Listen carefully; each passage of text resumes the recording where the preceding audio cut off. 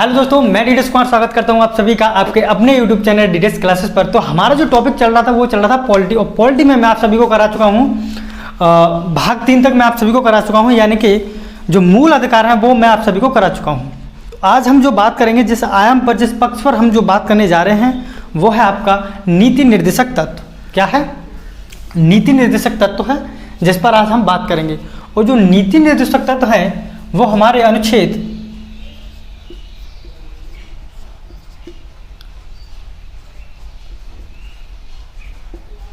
35 तक जिनका वर्णन है, अनुच्छेद 35 से 51 तक जिनका वर्णन है वो है हमारे नीति निर्देशक तत्व। ठीक है, आज हम बात करेंगे नीति निर्देशक तत्व। नीति निर्देशक तत्व है क्या? जिन्हें हम सामाजिक एवं आर्थिक न्याय का प्रतीक कहते हैं वही है हमारे नीति निर्देशक तत्व। नीति निर्देशक तत्व को हम क्या कहते हैं? सामाजिक एवं न्याय का, आर्थिक न्याय का प्रतीक क्या है? नीति निर्देशक तत्व है। सामाजिक और आर्थिक न्याय का अगर प्रतीक है संविधान में तो वो क्या है? नीति निर्देशक तत्व। नीति निर्देशक तत्वों को हमने कहां से लिया है?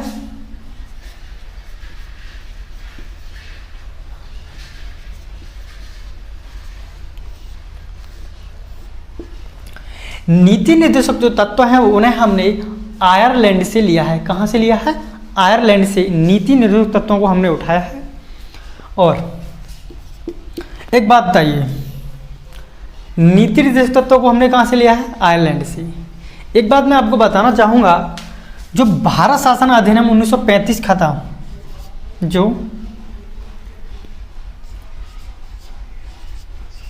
1935 का भारत शासन अधिनियम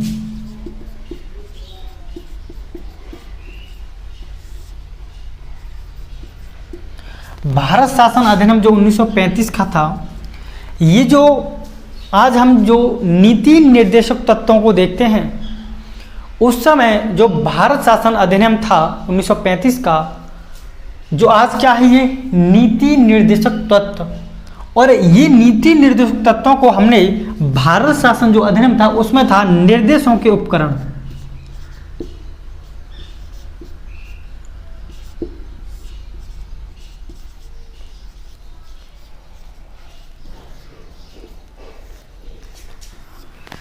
निर्देशों के उपकरण। और भारत शासन अधिनियम 1935 में जो निर्देशों के उपकरण थे वही वर्तमान में हमारे नीति निर्देशक तत्व हैं। जो भारत शासन अधिनियम 1935 में निर्देशों के उपकरण थे वो वर्तमान में आज हमारे क्या हैं? नीति निर्देशक तत्व। क्या है? नीति निर्देशक तत्व। अब एक बात बताइए, जैसे क्वेश्चन आ जाए कि नीति निर्देशक तत्वों को हमने कहां से लिया है। एक तो बात है ये कि हमने कहां से उठाया, जो भारत शासन अधिनियम 1935 जो था उसमें क्या था? ये नीति निर्देशों के उपकरण, और उन्हीं निर्देशों के उपकरण को यहाँ डाल दिया गया है नीति निर्देशक तत्व बना करके। क्या है? ये जो निर्देशों के उपकरण हैं उन्हीं को हमने क्या बना दिया यहाँ पे? नीति निर्देशक तत्व। अब आपके लिए क्वेश्चन ये उठता है, अगर आपसे पूछा जाए कि हमने जो नीति निर्देशक तत्व हैं उन्हें भारत शासन अधिनियम जो 1935 का है वहां से लिया है या आयरलैंड से लिया है, तो आपके सामने दो क्वेश्चन होंगे।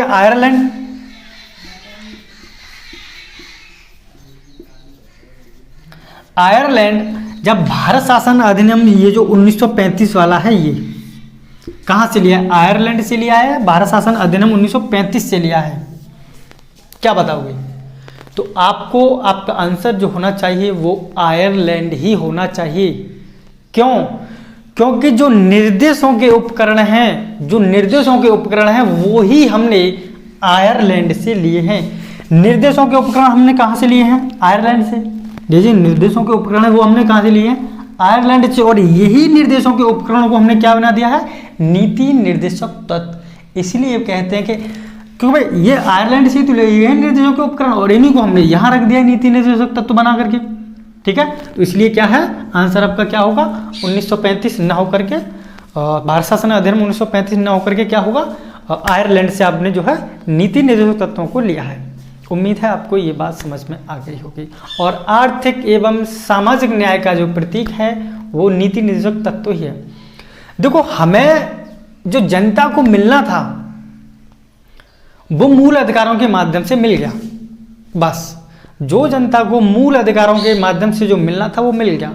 अब जो नीति निर्देशक तत्व हैं, एक तरह से इनको राज्यों पर थोपा गया है कि राज्य जन लोगों के लिए ये करेगा, राज्य ऐसी योजना बनाएगा जिससे अधिक से अधिक लोगों का कल्याण हो सके। यानी कि जो नीति निर्देशक तत्व हैं उनको किन पर हमने थोपा गया, एक तरह से राज्यों पर। ठीक है, कि राज्य व्यक्तियों के लिए ऐसा करेगा, राज्य व्यक्तियों के लिए कि वो करेगा, राज्य व्यक्तियों के लिए ये करेगा।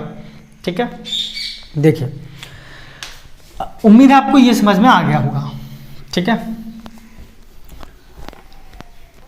नीति निर्देशक तत्व कहाँ से लिया है? आयरलैंड से। ठीक है, अब मैं आपको लेकर के चलता हूँ अनुच्छेद 36 पर, क्योंकि अनुच्छेद 36 से 51 तक क्या है? नीति निर्देशक तत्वों का वर्णन है। तो अब हम करने जा रहे हैं वो अनुच्छेद 36 करने जा रहे हैं। अनुच्छेद 36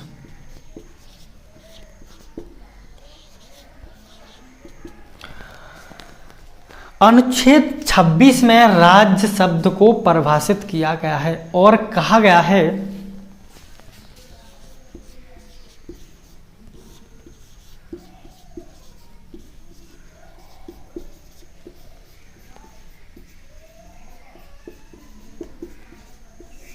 राज्य शब्द को परिभाषित किया गया है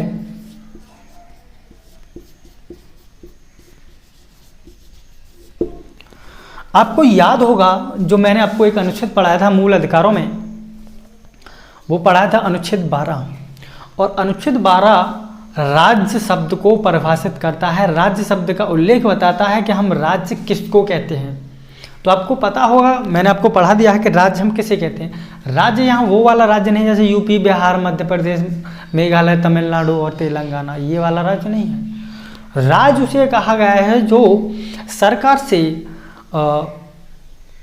प्रत्यक्ष या अप्रत्यक्ष रूप से सहयोग प्राप्त करता हो या अपना स्वतंत्र नियम बनाता हो।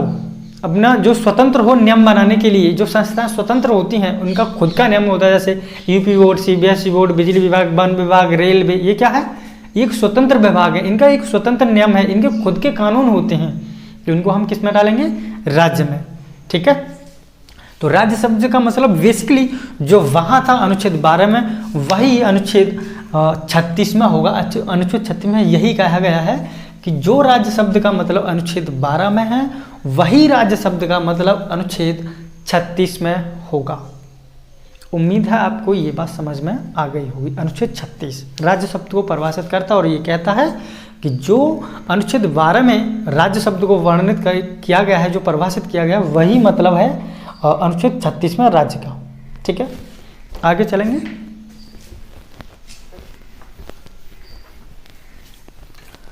अनुच्छेद 37 क्या कहता है?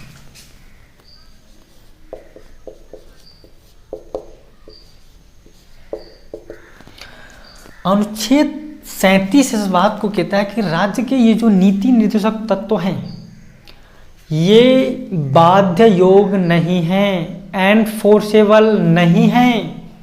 राज्य के नीति निर्देशक तत्व हैं ये बाध्य योग नहीं है, एनफोर्सेबल नहीं है।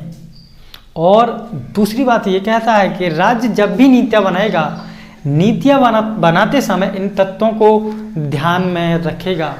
दो बातें क्या कौन कौन सी कहता है कि ये एक तो फोर्सेबल नहीं है, बाध्य योग नहीं है, और राज्य जब भी अपना नीतियाँ बनाएगा या कानून बनाएगा तो इन तत्वों को ध्यान में रखकर ही अपनी नीतियों का निर्माण करेगा। ठीक है, ये नहीं है कि जैसे मूल अधिकार को लेकर के आप चले गए सुप्रीम कोर्ट, कोई बात नहीं, नीति निर्देशक तत्वों को लेकर के चले जाए आप सुप्रीम कोर्ट कि हमको समान कार्य के लिए समान वेतन नहीं दिया जा रहा है, तो क्या आपको वहाँ सुनेगा सुप्रीम कोर्ट? बोलेगा क्या डीडे सर की क्लास नहीं किए हो? अरे ये फोर्सेबल नहीं है, इनको लागू कराना या न कराना ये राज्य पर निर्भर करता है। राज्य चाहे तो इनको लागू करा सकता है नीति निर्देशक तत्वों को, और जो राज्य नहीं चाहे वो नहीं करा सकता है। यानी कि आप इनके माध्यम से सुप्रीम कोर्ट का दरवाज़ा नहीं खटखटा सकते हो। ये फोर्सेबल नहीं है, बाध्य योग नहीं है। हाँ, लेकिन इसमें ये कल्याणकारी बातों का उल्लेख किया गया है कि राज्य व्यक्तियों के लिए कल्याणकारी योजना बनाए या ऐसा व्यवस्था बनाए जिससे अधिक से अधिक लोगों का कल्याण हो सके। राज्य को ये बातों के लिए प्रेरित किया गया है कि आप राज्यों के लिए ऐसा कीजिए, ठीक है, लेकिन बाध्य योग नहीं है। ठीक, तो क्या है अनुच्छेद 37 में क्या है, ये बाध्य योग नहीं है।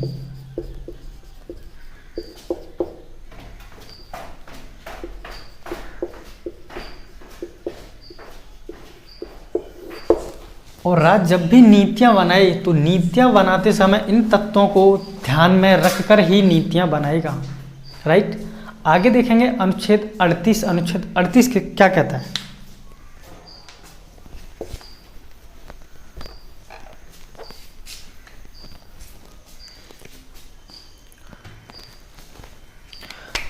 अनुच्छेद 38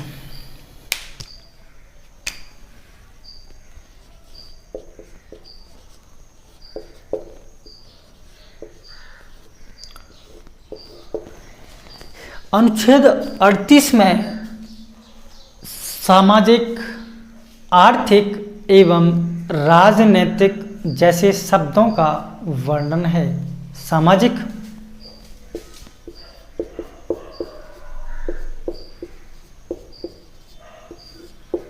आर्थिक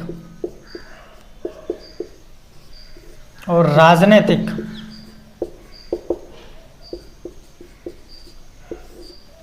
जैसे शब्दों का अगर वर्णन है तो वो कहाँ मिलेगा आपको? राज्य इस प्रकार की व्यवस्था का निर्माण करेगा। राज्य इस प्रकार की व्यवस्था का निर्माण करेगा जिससे कि अधिक से अधिक लोगों को सामाजिक न्याय की प्राप्ति हो सके, आर्थिक न्याय की प्राप्ति हो सके और राजनीतिक न्याय की प्राप्ति हो सके। यानी कि सामाजिक न्याय, आर्थिक न्याय और राजनीतिक जो न्याय जो शब्द है उसका उल्लेख किसमें है? अनुच्छेद 38 में। राज्य इस तरह की व्यवस्था करेगा, इस तरह की व्यवस्था का निर्माण करेगा जिससे कि राजनीतिक, सामाजिक और आर्थिक न्याय की प्राप्ति की जा सके। ठीक है, आगे देखेंगे अनुच्छेद 38 क्या, सॉरी, आगे देखेंगे अनुच्छेद 39। 38 तो हमने देखा है अभी।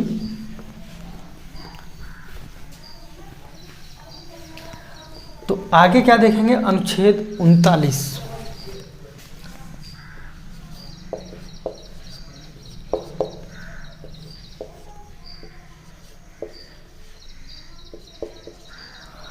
अनुच्छेद जो 39 है उसमें 6 बातों का वर्णन है, वो मैं आपको सभी 6 बातें बताऊंगा क्या क्या है। अनुच्छेद 39 में 6 बातों का वर्णन है। नंबर पहला डाल लीजिए। नंबर पहला, राज्य सभी स्त्रियों और पुरुषों को आजीविका प्राप्त करने का समान अवसर दिलाएगा। राज्य सभी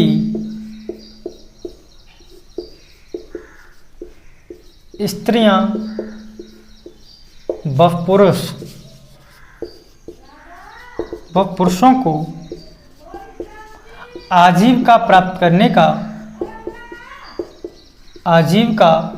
आजीविका प्राप्त करने का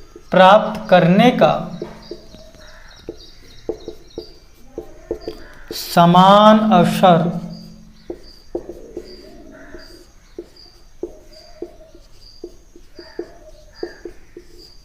दिलाएगा। राज्य सभी स्त्री व पुरुषों को आजीविका प्राप्त करने का समान अवसर दिलाएगा। एक तो बात है ये। नंबर दूसरा देखेंगे,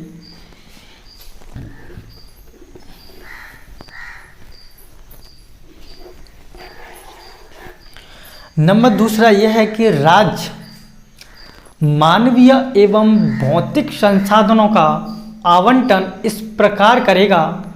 राज्य मानवीय एवं भौतिक जो संसाधन है उनका आवंटन इस प्रकार करेगा जिससे कि अधिक से अधिक लोगों का कल्याण हो सके। क्या है? राज्य भौतिक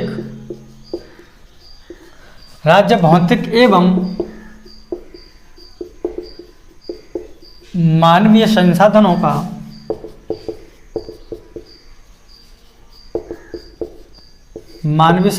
का आवंटन इस प्रकार करेगा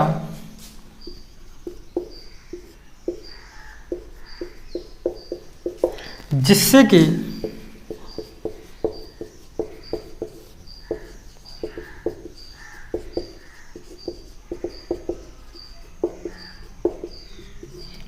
अधिक से अधिक लोगों का कल्याण हो सके।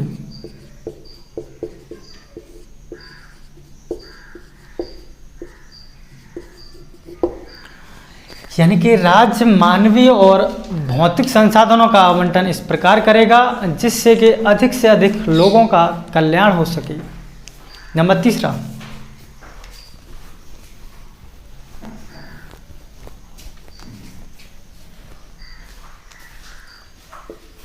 नंबर जो तीसरा है, राज्य आर्थिक संसाधनों का आवंटन इस प्रकार करेगा जिससे कि सेंट्रलाइजेशन न हो सके, केंद्रीकरण न हो सके। राज्य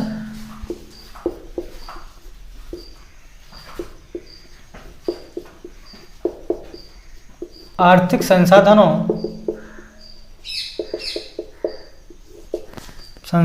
का आवंटन इस प्रकार करेगा जिससे कि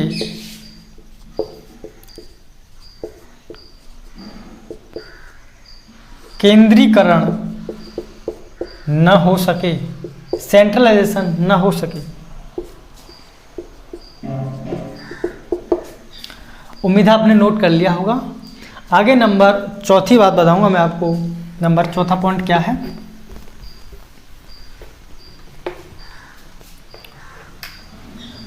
नंबर 4 ऐसे डाल देता हूं, समान कार्य के लिए समान वेतन का प्रावधान अनुच्छेद 39 के जो पॉइंट 4 है उसमें किया गया है। यानी कि सभी स्त्रियों और पुरुषों को समान कार्य के लिए समान वेतन का प्रावधान राज्य करेगा। राज्य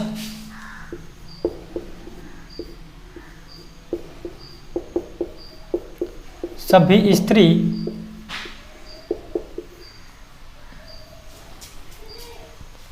चल कोई नहीं आएगा, सभी स्त्रियों और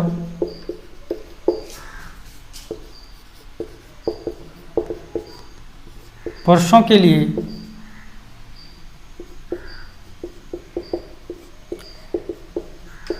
समान कार्य के लिए समान वेतन, समान कार्य के लिए समान वेतन का प्रावधान करेगा। यानी कि राज्य समान कार्य के लिए समान वेतन का प्रावधान करेगा। वो किसमें है? अनुच्छेद जो 39 का जो पॉइंट 4 है उसमें इस बात का उल्लेख है। नंबर 5वां पॉइंट देखेंगे।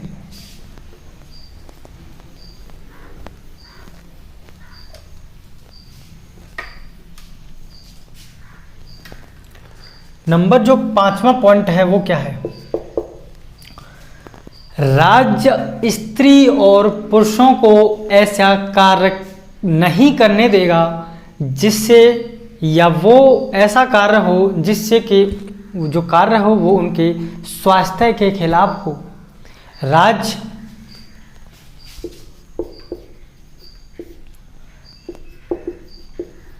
स्त्री व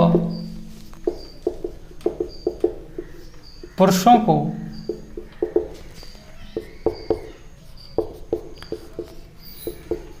ऐसा कार्य राज्य स्त्री व पुरुषों पर कर वाली, राज्य स्त्री व पुरुषों पर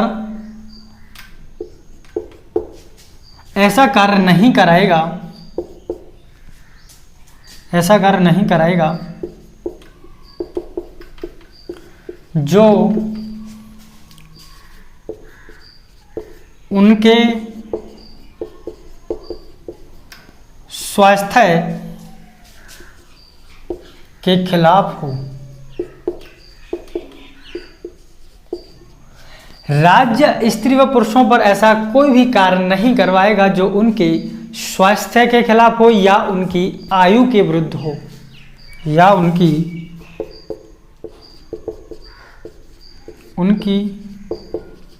आयु के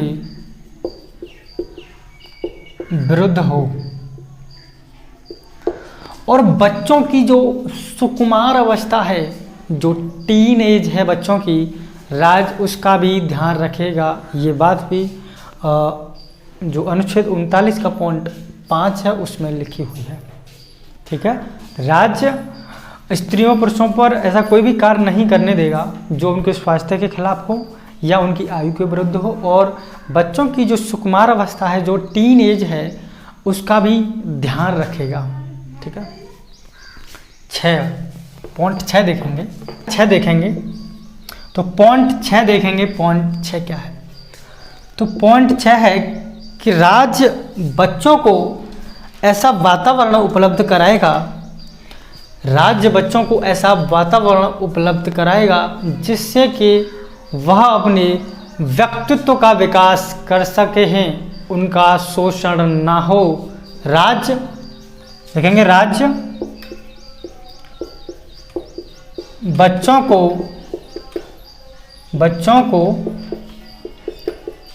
ऐसा वातावरण उपलब्ध कराएगा, राज्य बच्चों को ऐसा वातावरण उपलब्ध कराएगा जिससे कि वह अपने व्यक्तित्व का विकास कर सकें और उनका शोषण ना हो। ठीक है, मैं लिखा नहीं, बोल ही दिया हूँ। बच्चों को ऐसा वातावरण उपलब्ध कराएगा जिससे कि उनका व्यक्तित्व विकास हो सके और उनका शोषण ना हो। ठीक है, अब चलते हैं, देखेंगे अनुच्छेद 40। अनुच्छेद 40 क्या कहता है? तो अनुच्छेद 40 देखेंगे।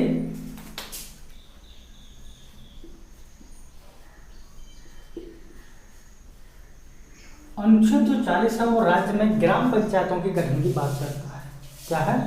राज्य में ग्राम पंचायतों के गठन की बात करता है।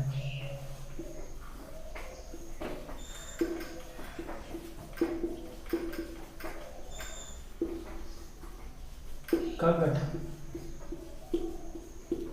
राज्य में ग्राम पंचायतों के गठन की बात करता है अनुच्छेद 40। जो ग्राम पंचायतों का जो गठन था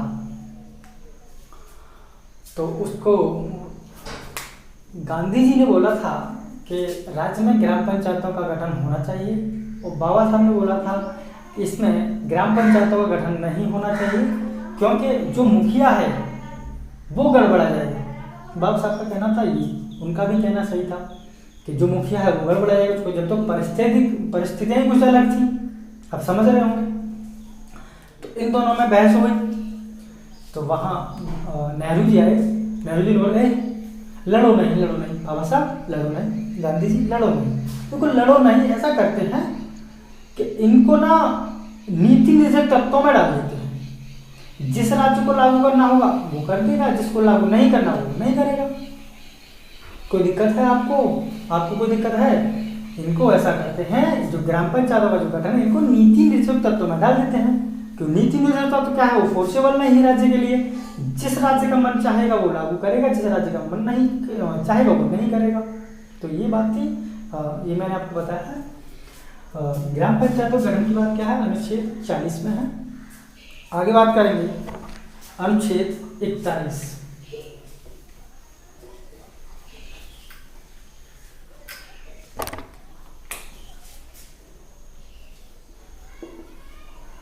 अनुच्छेद 41, अनुच्छेद 41, 42 और 43 आपस में ही रिलेटेड हैं और हम इन तीनों अनुच्छेदों को इस प्रकार इनका पोस्टमार्टम करने जा रहे हैं कि आपको एक बार में ही ये याद हो जाए। जैसे देखिए, इसमें लिखा गया है कि राज्य लोगों को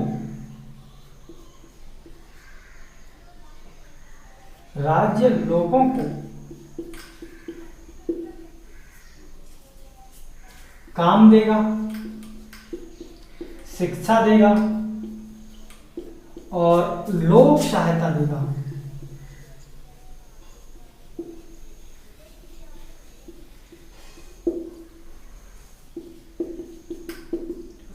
राज्य लोगों को काम देगा, शिक्षा देगा और लोक सहायता देगा।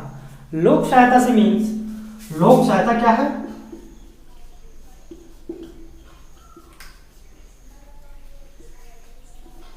जैसे जो हमारे बुजुर्ग हैं,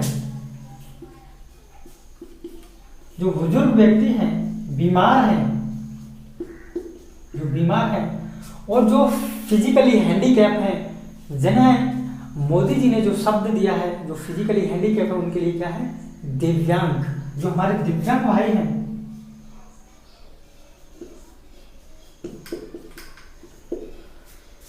जो बुजुर्ग हैं, बीमार हैं, जो दिव्यांग हैं, बुजुर्ग, बीमार और दिव्यांग, और जो हमारे बेरोजगार भाई हैं। कौन है? बेरोजगार। इनको लोक सहायता प्रदान करेगा। लोक सहायता से मतलब जैसे बेरोजगार को रोजगार देगा, दिव्यांग जैसे बीमारों के लिए लोक सहायता, जैसे आजकल आपने सुना होगा आयुष्मान कार्ड सबके घर में होगा, तो क्या है वो 1 साल तक 5 लाख के लिए वो देता है ना, फ्री इलाज। जैसे जो बुजुर्ग व्यक्ति हैं उनके लिए पेंशन का प्रावधान किया है राज्य ने, जैसे नई नई योजनाएं आती हैं तो बुजुर्गों के लिए भी पेंशनों का प्रावधान है। तो क्या ये लोक सहायता ही तो है? ठीक है। राज्य लोगों को काम देगा, शिक्षा देगा, जो लोक सहायता है उसे देगा। लोक सहायता देगा। लोक सहायता से मीन जो बुजुर्ग व्यक्ति हैं, बीमार व्यक्ति हैं, दिव्यांग व्यक्ति हैं, बेरोजगार व्यक्ति, इनको लोक सहायता प्रोवाइड कराएगा। ठीक है। अनुच्छेद 41 देखिए,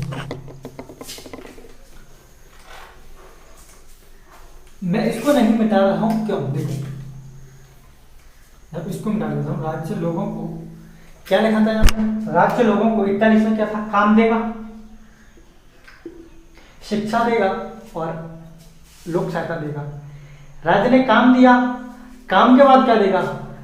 राज्य लोगों को ऐसा काम देगा जो मानवोचित दशा का हो। कोई खतरनाक काम नहीं देगा, जो मानवोचित दशा का हो, जो मानव कर सके उस काम को, यानी कि ऐसा काम देगा जो वो मानवोचित दशा का हो। राज्य लोगों को 41 में, ये 42 में है अनुच्छेद, क्या है अनुच्छेद 42 में? राज्य लोगों को काम की जो दशा है वो मानवोचित दशा देगा। ठीक है। राज्य लोगों को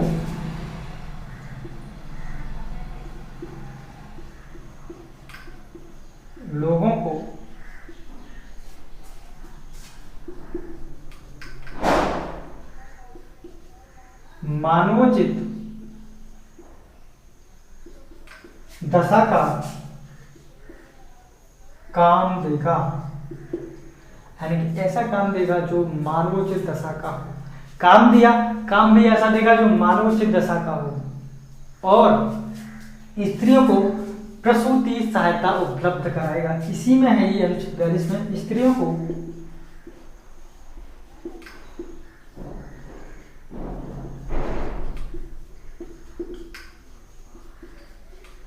सहायता, प्रसूति सहायता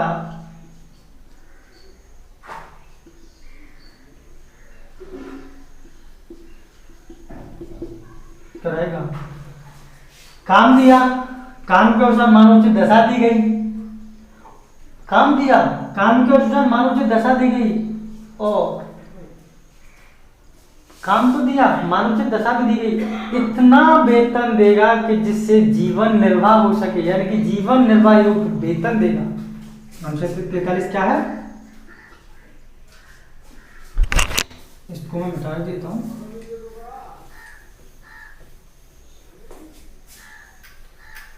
अनुच्छेद 43 क्या कहता है?